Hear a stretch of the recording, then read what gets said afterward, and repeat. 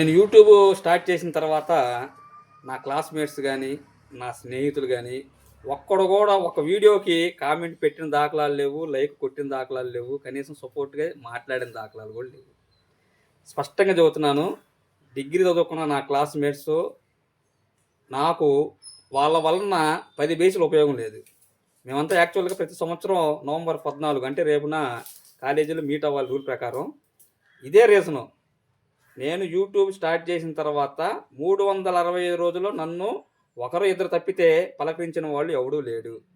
ఇలాంటి నీచమైన స్నేహాలకి ఎంకరేజ్ చేయటం కన్నా నా లైవ్‌లో ప్రతిరోజు ఎక్కడో ముక్కు మొహం తెలియని వాళ్ళు రామస్వామి అన్న బాగున్నావా? రామస్వామి గారు బాగున్నారా? పలకరించేటువంటి ఈ యూట్యూబ్ స్నేహాలే నాకు ముఖ్యం. అందువల్ల నేను రేపు ఫంక్షన్‌కి అటెండ్ అవ్వటం లేదు. ఒకటి మాత్రం నిజం. లుచ్చా స్నేహాలు రామస్వామి గాడికి ఒకటి మాత్రం గుర్తుపెట్టుకోండి. ఎవడైతే గవర్నమెంట్ ఉద్యోగాలని చెప్పని విర్రవీగుతున్నారో వాళ్ళకి ఛాలెంజ్ చేసి చెబుతున్నా.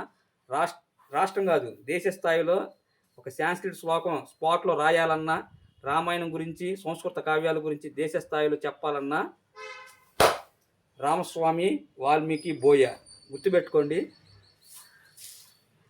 ఆమంచి స్వాములు గారి పర్సనల్ పిఏ. అయినా కూడా గర్వం లేకుండా స్నేహం కోసం విలువిస్తా వెళ్తూ ఉండేవాడిని. కానీ ఒక్కోడు ఏదో పెద్ద స్థాయి లీడర్ లాగా ఫీలింగ్ ఇస్తూ ఉండారు.